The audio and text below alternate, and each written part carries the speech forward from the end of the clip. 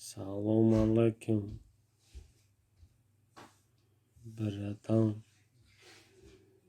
Подписаться, лайк му, комментарий खूब बकन,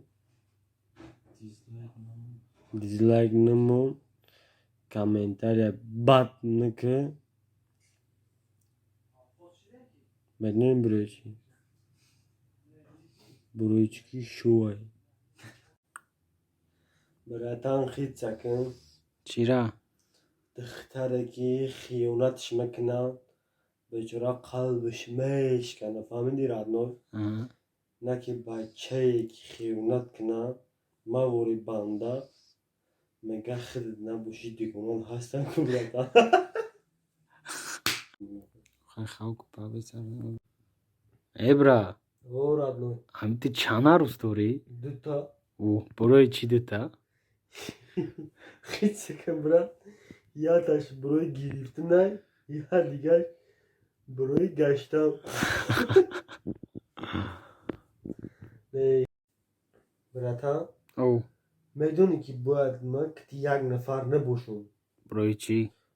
برای که باید به 3 نفر باشم براتان 3 نفر یا که 4 نفر باشم یا 5 تا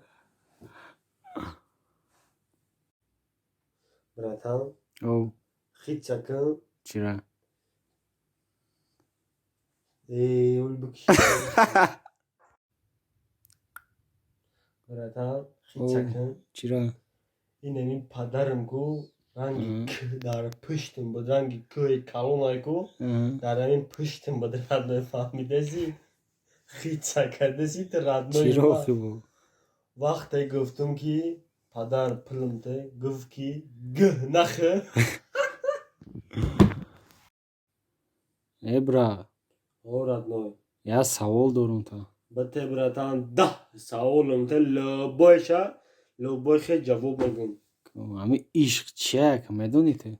ته براتش که همه عشق نمیدونی چه نه اوخی عشق از کلمه یونانی گرفته شده است معنایش با کوارتیر بردن می شود براتش که نخواهم میرتن ندونی